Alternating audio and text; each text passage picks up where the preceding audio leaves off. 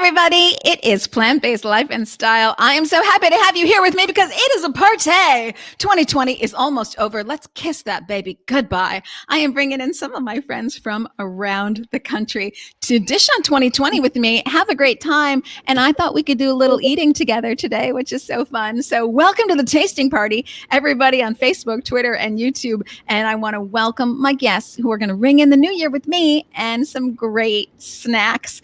Chris Green from Oklahoma. How the heck are you, sir? I love it. Well, okay, we're on radio. Okay. Good to see you. I like the wave though. I see all those tattoos and that major bike in the back. Maybe tell us really fast what that bike's all about. This one actually here is my brother's. It's a 2021 Indian, so good stuff. Wow, an Indian. That's so amazing. So you, of course, are one of the co-founders of Vegan Knights Motorcycle Club, the guys and girls who run around in vegan leather all across the country, spreading the vegan word, buying vegan food for people at moto dive bars and talking about veganism and helping animals. I just love you so much. It goes without saying. Right underneath you, at least on my screen, I have the super food goddess, Stephanie Bosco, the most beautiful person I know, one of the most beautiful people I know, inside and out. Stephanie, thank you for being here. Thank you. Thank you so much for having me. I'm really excited to get to chat and eat with you guys today. So fun. I just want to tell everybody that you are a life coach and you have lots of great nutritional tips and you keep it whole food, plant-based, which is why, of course, you look so gosh darn great. So everybody take note. Stephanie's got it going on. And then last but not least, I want to bring in somebody from my hometown, Sandi Swiss. How I do love you. You make Chicago go round and round in the vegan world. Welcome to our tasting party today. Thank you. I'm so excited to be here. Yes. Sandi, just for those of you who don't know, she puts on an incredible event called Celebrate Vegan in Chicago. And of course, tricky business during COVID, but she's just done so many events over the years and she really does bring community together. So she had to be in my community today. Okay, everybody. So let's get down to it. We got to dish on 2020. That is for sure. But before we do, I wanted to share with all of you one of my very favorite snacks. Did you guys get all y'all's foods? You got the package? Okay. So in this package, everybody listening on Facebook, it's jerky, y'all, and bacony bits, and I'm ripping into mine. So okay, I'm just ripping into mine. Oh my gosh. Okay. This is Christmas here, right now. Look at my bacony bits. I'm so excited. Oh, wow. I know. Okay. I just feel like Santa has come to me. Now I got to lie a little bit here. I have had these before. This is my favorite flavor of everything. Black pepper and sea salt. Yum. I know. And then there's more, right? I got more. Yeah. Stocking stuffers, everybody. Look at this. Wow, that's a ton. I know. So awesome. Well, okay. So I'm glad that I could share my favorite snacks with you guys today. I'm trying to dice things up a little bit on Jane Unchained and have some tasting party fun, as well as we break down 2020. We all know that it's just been a weird kind of year. Should we open some stuff? What do you think? Yes, Absolutely. Let's do it. Okay. Who's going for what first? It's such a hard choice. It is a hard choice. Maybe we should start with like the bacon because that's like the most traditional flavor. Okay. And then work our way into the more fun flavors. Okay. So I'm going to rip into my bacony bits. And I do have to say, I think this is their newest flavor. And it's not really a flavor. It's its own, and it's bacony bits. You know, we all get that. And I prepared in advance because when I have bacon, well, back in the day when I used to do crazy things like that, I would put them on. Look, I made a sweet potato. So I'm going to put my bacony bits on my sweet potato. I just think that sounds so awesome. That's awesome. Yes, it is. Okay, so we're making our food. Maybe I love Sandy's eating right out of it. Look at you, Stephanie. You're so great with your that's super cool. Okay, have you guys ever had these before? No. I have not, so I'm incredibly excited. I love jerky, but I'm also gluten-free. And there's not a whole lot of gluten-free jerky out there yet. So this is incredibly exciting. I love that. That's amazing. Are you the same? Yeah, free as well. You're gluten-free as well? Oh my gosh. Good. Yeah, these are super good. Of course, I'm gonna just dig in with so they're really they stand up, which is great. So I can actually kind of use them as a little chip almost, which is good with my sweet potato. I'm combining foods. Oh my gosh. Yeah, they're really nice and crunchy. There's, they're salty, which is good, at least for me. I love salt. Me too. So I'll put these on salads for sure, but I'm liking the sweet and salty together with my potato. That's amazing flavors. It is an amazing flavor. The smokiness, like just it hits your tongue in the right way. Yeah. Woo! I love all the words we're having here: smokiness and hitting your tongue. Mm-hmm. And I know this is radio as well, so maybe I shouldn't be chewing into the mic, but hopefully everyone can run with it. I love Mary. She's saying, "Where can I order a package?" Excellent. Oops, that's the wrong one. Excellent. Mari, you can go to It's Jerky, y'all. I'll put this right up there. You can go to itsjerkyyall.com and get yours. I'm selfishly going to move into my favorite flavor. Where did it go? Oh, I do love this. Black pepper and sea salt. I do love this one. Do it. Okay. Woohoo! And then we are talking 2020. I swear to God, everybody, it's coming. We're going to break down the year. But first, we needed to treat ourselves because, Absolutely.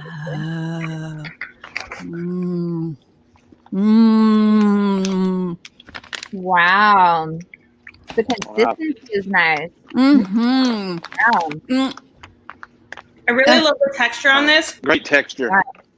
Yeah. I want to throw this one to Chris because, Chris, you ride across the country with your bike and you are eating plant-based jerky all day long. Yeah. What do you think? Man, these are going to make amazing saddlebag snacks. This is great. I love it. Saddlebag snacks. Yeah. That's too awesome. So I hate to do this because you're gonna be like, well, we just started. What the heck? I have to go to commercial break, but I want everybody to know that you can get itsjerkyyall.com stocking stuffers, obviously, and saddle pack. If you are a motorcycle dude or a hiker, these are great kind of traveling snacks. We're going to head to break and we're going to be right back with the plant-based life and style tasting party, everybody. It is the holidays. Let's get rid of 2020. We'll be right back. Oh my gosh, everybody on Facebook. It's so great to see you, Janice. Thanks for being here. Tom, Mari, Patty Pitty, all you guys. Thanks, Michelle. I'm seeing all these wonderful people. Thank you, everybody, for being here. We are going to get right back to the show. Love it. Hey everybody, it's Plant-Based Life and Style. I'm Elysabeth Alfano, and we are back for my annual, it's now going to be annual, holiday tasting party. We've been diving into It's Jerky, y'all, and I've had some bacony bits. I've had some salt and pepper. We've got some other flavors. I don't know if we'll get into every one. Maybe we will. Prickly pear teriyaki, there's that. And then we also have, and then prickly pear chipotle. Okay, you guys, I might have to break into this one. I am breaking into this one, but I'm gonna throw a question about 2020 out there. Sandy, is there anything positive you can say about 2020? Maybe not. Yeah, there actually is. Because I really have not been planning any in-person events, it's given me the opportunity to spend some more time doing volunteer work. So I've been able to volunteer for Cruelty Free You and Me, an organization in Chicago that does some children's education, and they also help feed communities in need. And they do plant-based food drives, and they also do clothing drives and things like that. So that's been really, really awesome. And then I've also been able to volunteer at Tiny Hoot Sanctuary in Union Grove, Wisconsin. Isn't that wonderful? I love it. Who doesn't want to hang out with farm animals? I mean, I know Chris does. Yeah. Well, maybe that's a great segue because I hate to interrupt your munching of prickly pear chipotle, Chris, but you do a lot of work with sanctuaries and you ride your bike. Maybe tell me about that. Sure. So I actually am the president of Sacred Ground Animal Sanctuary in Bristol, Oklahoma. But I also do a lot of volunteer work at other sanctuaries around Oklahoma And just like Tiny Hooves, we rode out there and did a fundraiser for them.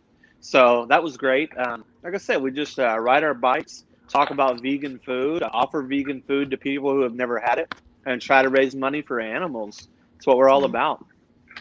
It's so awesome. Thank you for doing that. I am so deeply grateful that you spread the message and that you give your time to animals and all your hard work. It really is so beautiful. In fact, I do want to say, so my featured snack, I think I'm going to do these tasting parties a lot more just because I like to eat and I'm so busy and I might as well eat on my show. So it makes my life a little easier.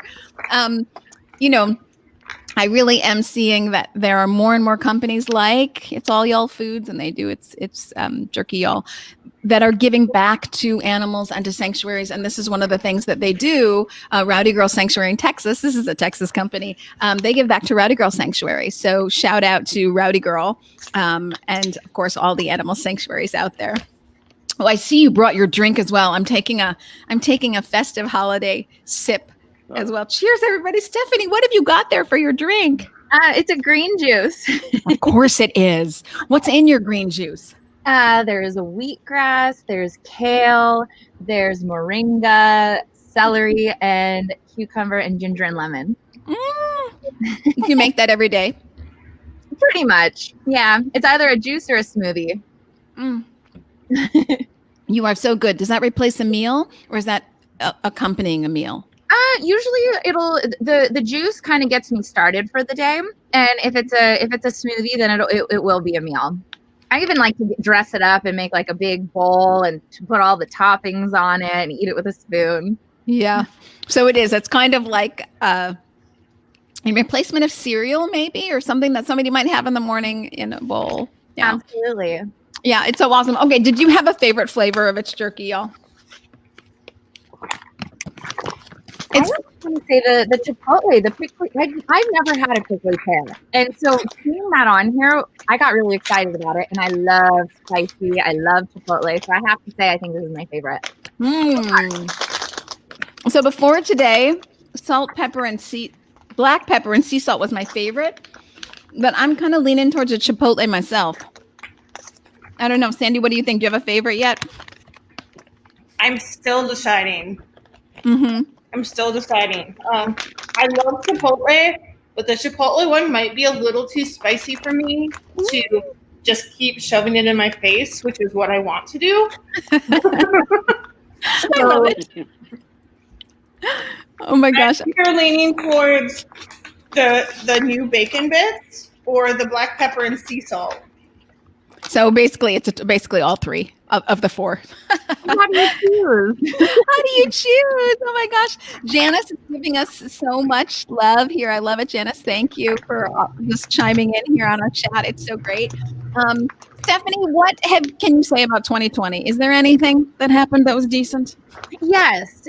Of course, my mind wanted to go towards the negative or to the things that weren't working out, which there were so many of them, as I'm sure with everyone else.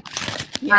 But what was really exciting for me is I've been really wanting to go online 100% with my health coaching and nutrition counseling. And I had this plan of wanting to go on Zoom calls and do free coaching. And I just kept kind of putting it off on the side because I had other things going on. And I thought, all right, you know what? I take myself online now. And so I'm now in round 2 of my 3-month coaching program. And I'm able to help and serve more people than just, one person in one place. So it's actually really cool. Oh, I love that. Please tell people where they can find you so that after they do all of the snacking, now this is a pretty healthy snack, folks. So this isn't going to put you over on the scale, but Christmas might put you over on the scale. So where can people find you if they're starting to think about New Year, New You? Yeah, absolutely. Thanks for asking, because I think it is such a great way to start the new year, feeling fresh and have great intentions for whatever quarter or the entire year. I'm on Instagram mostly as the Superfood Goddess. I do have a blog site and a website where you can find some healthy whole food recipes, and you can contact me there too. And it's thesuperfoodgoddess.com. And I love supporting other people in their healthy journey. I know how hard it was for me 13 years ago trying to figure out, what do I buy, what's good, what recipes. So I just want to be that person that kind of bridges that gap quicker than struggling on your own. Mm-hmm. And it can be a struggle.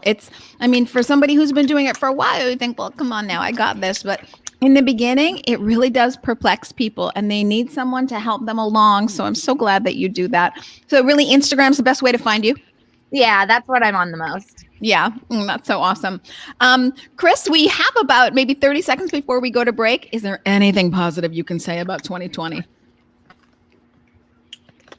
Yeah, I think that as far as we go as a motorcycle group, our Vegan Nights, we just continue to grow by leaps and bounds, and we've been able to raise money, not necessarily right out to a bunch of the sanctuaries, but we've been able to financially donate and raise some funds for them online. So it's always a good thing. Sorry, had to bite down on my last black pepper, salt and pepper. It's all vegan. It's jerky, y'all. Oh my gosh, so confusing. Yes, but it's great, all the work you do. In fact, when we come back from break, I really want to talk more about how you dudes just roll through town in some vegan leather and preach the vegan gospel. So we'll be right back. It's Plant-Based Life and Style. Oh gosh, there.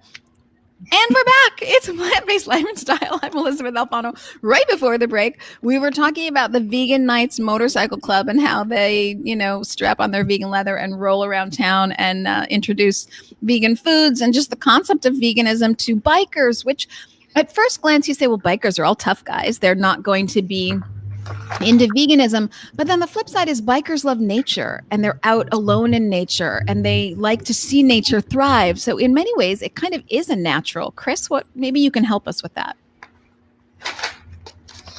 Sure. And I would also venture to say that most bikers are very much animal lovers. So we definitely have that in common with them. In fact, that's a good way that we can kind of interact with bikers who have no clue or concept of a vegan lifestyle. We can always hit them with that animal-friendly angle, and they really open up to that kind of a thing. Other than that, we love to cruise around to dive bars, and we go to rallies all over the place, including Wisconsin. They have a huge one that we went to. But we buy food for bikers who would otherwise never even try it.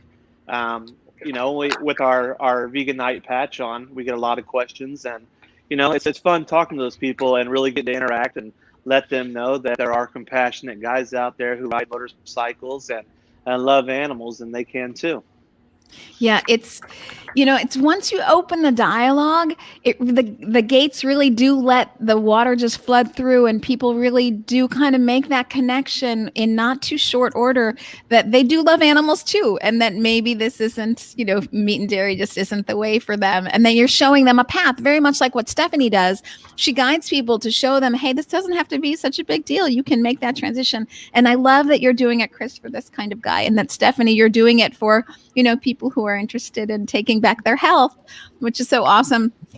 Sandi, what are you realizing or seeing in Chicago, my hometown? How is it transitioning to veganism, if at all? I would say that I have seen so many newer businesses and new businesses actually come out of, what's happening with COVID. Some of the one of the amazing events that happens in Chicago was called the Chicago Vegan Test Kitchen, and they weren't allowed to do the event anymore because it was indoors. So they pivoted and turned it into like an outdoor vegan farmers market type of an event, and it was called Vegan Paradise. And I saw so many new vegan businesses at that market. So cool. And it was so amazing.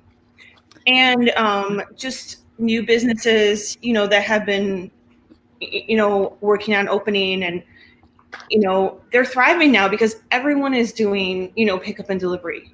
So what they're doing isn't so strange anymore, and it's normal, and everyone is getting very excited and, being very supportive of them. Mm-hmm. So I really love seeing that happen. And I want to add to that this place where it took place, in Chicago, where there was this vegan paradise, used to be a pig slaughterhouse facility.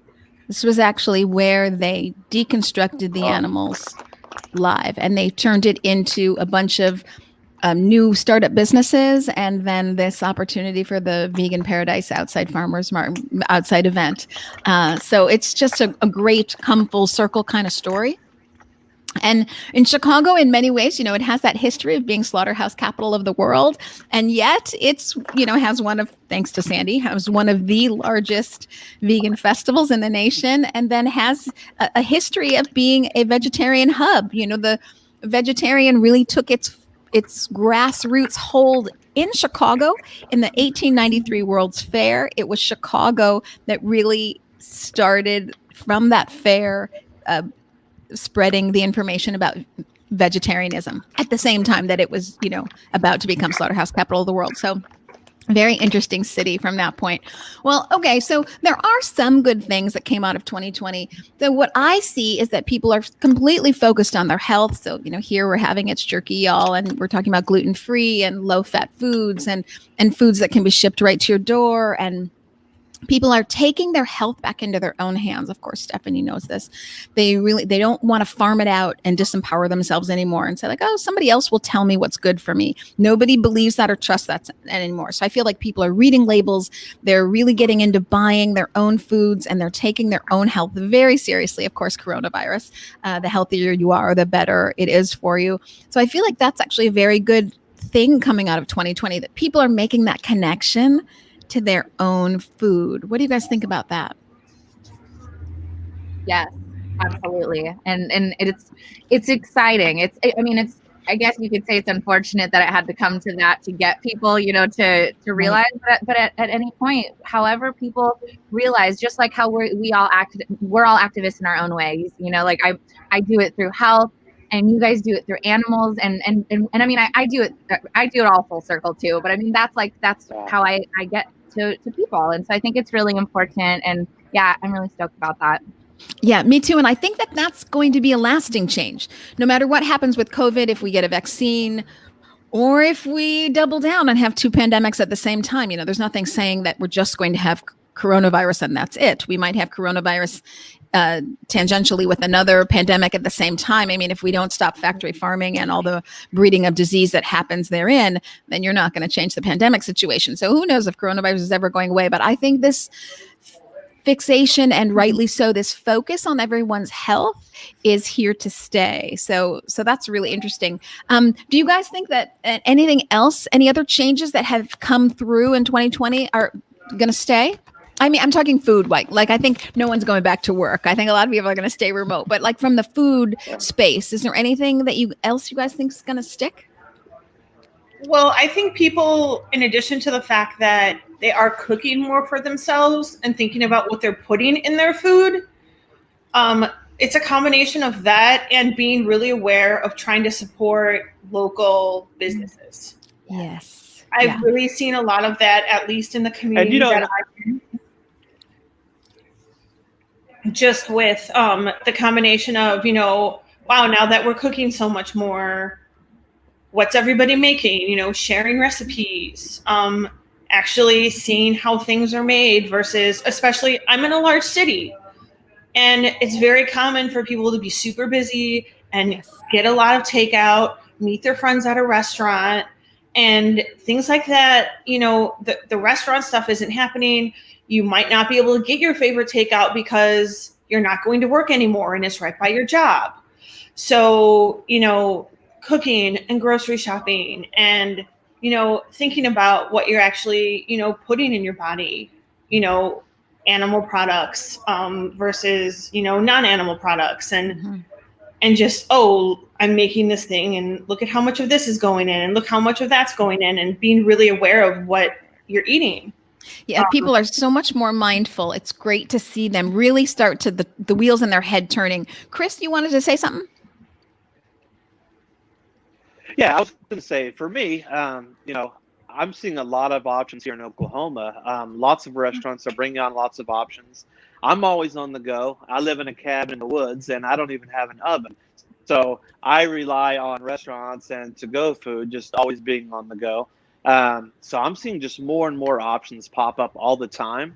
Restaurants I wouldn't think would ever carry it have some sort of, even if it's just a bratwurst, an Impossible Burger, a Beyond Burger. I'm seeing them pop up all over the place. And I think it's going to continue to grow that way. Yeah, I have a sister show called the Plant-Based Business Hour. And from there, I mean, I could talk business statistics for a long time. I won't. I'll just make some quick summary things. From the research standpoint, A.T. Kearney, I don't know if that rings a bell, A.T. Kearney and Edison Financial Research, they did a research project together, and they did not study the meat market and the plant-based meat market over here, which is what they usually do. They looked at one market. It was the meat market. Within that meat market, plant-based fermented proteins and cultivated meat are expected to be 60%. This is their research, and I can pretty much guarantee that A.T. Kearney is not vegan. So this is, 100% neutral, if you will, of a voice. 19 years, so less than 2 decades, 60% of the meat market is plant-based meats from fermented proteins and cultivated meat. That's just amazing to me. So the conversation has to look at Stephanie. She's so great.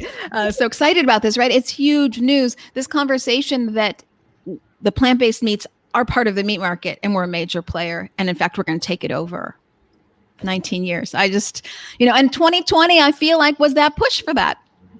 I feel like 2020 kind of put that on the map and took it from a niche thing that only some people did to everybody better get on board because we're in a planetary crisis, and now we're in a personal health crisis. So, wake up.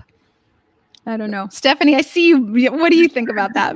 Yeah, absolutely. I mean, it's so exciting to watch the trends and to watch what's going to happen next year. And I was even thinking today when I was thinking about 2020, and I thought, the future in 2021, I already see so much changing and moving forward. I just read something the other day, with something that Just is doing. And, there's so many different companies. Beyond's coming out with different alternatives. And it's nice to have options. Of course, we all like diversity and options. And it's nice to be able to share that with our non-vegan friends and our friends that are vegan that, that are just looking for better options as well. Yeah. It's so wonderful that the dialogue is shifting. So I was talking about the research shifting. And of course, the dialogue is following suit. So it's no longer us and them. It's just, this is where food is going and this is what everybody wants. And I just left the Future Food Tech Conference where I was speaking, and someone was also talking about the research that their company was doing. And they were saying in the online circles of meat eaters and social media, 10% of those conversations are about vegan options in a positive light. I got to go to break. That news is so fabulous. I can't even stand it. Plus, I see that Chris is opening another bag of his jerky, y'all. So there you go. Oh, Bacony Bits. He's got his Bacony Bits. Okay, we're going quick to break. It's so fun to have you guys with me. It's Plant-Based Life and Style. We'll be right back.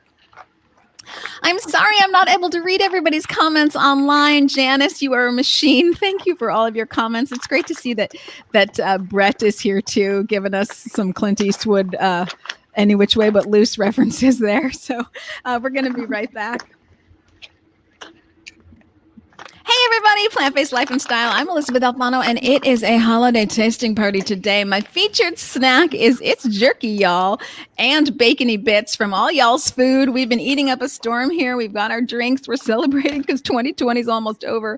Amen to that. Although a couple good things did happen out of 2020, and they were major. So all the bad that happened, and there was a whole boatload of it, I, for one, am very happy to kiss 2020 goodbye because I'm tired of every plan I make imploding. I go to do something and it won't work and it's shut down. And so I'm really looking forward to that being over. But some good things did come out of 2020, particularly for people, the planet, and animals. I'm wondering, as you guys, I'm going to start with Sandi, as you guys look towards 2021, Sandi, any predictions you want to make? Oh, wow. I still feel like, wow. You caught me. Okay. I'll switch over. Stephanie, anything you're thinking? We're coming back to you though, Sandi. Stephanie, predictions for 2021? Yeah, I mean, I know we just touched upon having more plant-based options, more restaurants opening up that serve plant-based food. I know that a lot of people did a really wonderful, stellar job in 2020 trying to shift and go online, but I think we're going to see a lot more of that too. I think we're going to see more vegan events, more events that maybe at first didn't maybe feel like they had the resources to go online right away. And I think now that everyone's kind of getting assimilated and getting ready for it, I think there's more and more is going to pop up, which is exciting because online, I know some people don't like it, but we can reach so many more people. I can reach people Europe, like it's such a wider activist base. I totally agree with that. And then again, that's kind of a good thing that came out of 2020. I talk to people all the time in Singapore now. I never had that reach before. So very exciting. Chris, anything you want to say about 2021, where you think it's going? Yeah, I think, going back to what she just said, I think, with the internet, everything is going to Zoom and things like that. We're going to see conferences pop up left and right. So there's going to be a lot more educational platforms. I think that small businesses like this are just going to explode. I think people are getting it. Their minds are changing. They're learning. And I think that it's going to be a good year for small businesses and restaurants that are offering plant-based options. Yeah, I think so too. I think restaurants are going to adapt, and they're going to be takeout only, of course, as we know, but they're going to thrive there. They're going to find that business model that works for them, and the vegan items are going to come back as the superhero there. Sandi, you're not off the hook. What do you think about 2021? I think we're going to see more creativity and innovation from small businesses, from event organizers, really to keep people interested, to keep them engaged. And I'm really hoping, we were talking before at the very beginning how a lot of these new businesses are struggling to get into stores. Yes. Hopefully because a lot of people, not everyone, but a lot of people have been ordering their groceries from the supermarket and then going to pick it up and like, oh, well, I might as well just order online and have it shipped to me. So if more companies can come together, there's a new-ish website called Billion Vegans, and just hopefully people searching out the products because they're not going grocery shopping like they used to, and they may be more willing to pay a little bit more for shipping to get the product that they really want versus picking something off of the shelf. So I'm really hoping that, all of these small companies that aren't in supermarkets or only are a very small amount can really blow up and start reaching people because they're like, oh, I can order this online. And that'll just be really great for small businesses. I totally agree. I think we're always price sensitive, people are always wanting, the best price they can get, but they're going to prioritize their health. And so I think they're willing to pay a little bit more for that. And they're willing to pay more for the products that don't hurt the planet. A lot of people are still willing to pay for products that don't hurt animals either. But a report came out in Food Navigator that 62% of millennials make the connection between the environment and their food source and what they eat. Now, older generations don't make that connection, but younger generations are, and it's important to them, and they're willing to spend the money behind the products that are good for the planet, good for their own health, and good for animals. I think I'll talk about the business statistics a little bit again. I think you're going to see the science activist. So we have the animal activist and we have the environmentalist, the environmental activist. I think you're going to see the science activist. I think science is going to be front and center. Science is going to be the hero to getting us out of this pandemic, making our food in a clean way that uses less water, less land, and doesn't have pandemic issues and can be grown in a clean source, like let's say a vertical farm, et cetera. So I think you're going to see this shift towards a bigger belief in science. That's what I'm looking for, some science activists out there. And then this commitment to personalized health. So not just that everyone is interested in their own health, but their health for their diet, their health for their genes, maybe even their health according to 23andMe, and if they've got that report on their own history. So I think people are going to really drill down and dial into their own health. Okay, super fast, because we're almost out of time. I'm going to go around the group. I'm going to start with Chris. In one sentence, do you have a New Year's resolution? And if so, what is it? ride as many miles as I can and raise as much money as I can for the animals. I love you. I love you. Stephanie, one sentence. Well, yes, cheers to you, my friend. What is your New Year's resolution? Being able to serve and connect with more and more people over health and life and positive mindset. This is the most beautiful group of humans right here on Jane Unchained. I can't believe it. Eating its jerky, y'all. Okay, Sandi, one sentence. What is your New Year's resolution? To continue to do more community grassroots work and just connect with the community. And because I just feel like that is the most important work that is going to create the most amount of change in the world. That is so beautiful. Thank you for that. Community work is always the best. It always starts from there. I am going to say that my New Year's resolution is to continue to be as loud as I can for animals on the planet. And for me, I love to talk business statistics. So I want to get this information out there to the mainstream. Of course, Jane Unchained as well, and Vegconomist. I work with both of these organizations, but really I'm looking to get out to the Wall Street journals of the world, the New York Times opinion pieces, these kind of things. I want this mainstream information out there. It is never over until it's over. So even as we pat ourselves on the back for all of our progress, we got to double down because things can go backwards and we are not in the clear yet. So I want to double down for animals and people and the planet. And I do that with all of your help. So I am so grateful for all of you. I want to say, if you want to find Stephanie, you go to her Instagram and it is the Superfood Goddess. Yep. If you want to find Chris and you want to ride like a vegan dude, then you go to Vegan Nights Motorcycle Club on Facebook. Yes. Awesome. And if you want to find Sandi Swiss, go to her Facebook page because she's prolific and she is on there doing her wonderful thing. Yeah. I'm Elysabeth Alfano. You can find me at ElysabethAlfano.com. That's probably the best. And of course, Facebook, Instagram. And it's Jerky, y'all. Thank you for being here with us. Oh, how we love you. It's jerkyyall.com. They are awesome. They ride with you. They are hike with you. They're in stocking stuffers with you. Thank you to Brett for being a fabulous founder. Everybody, have a great holiday. You too. You guys stay put. Everybody else, we'll see you later. You guys stay put.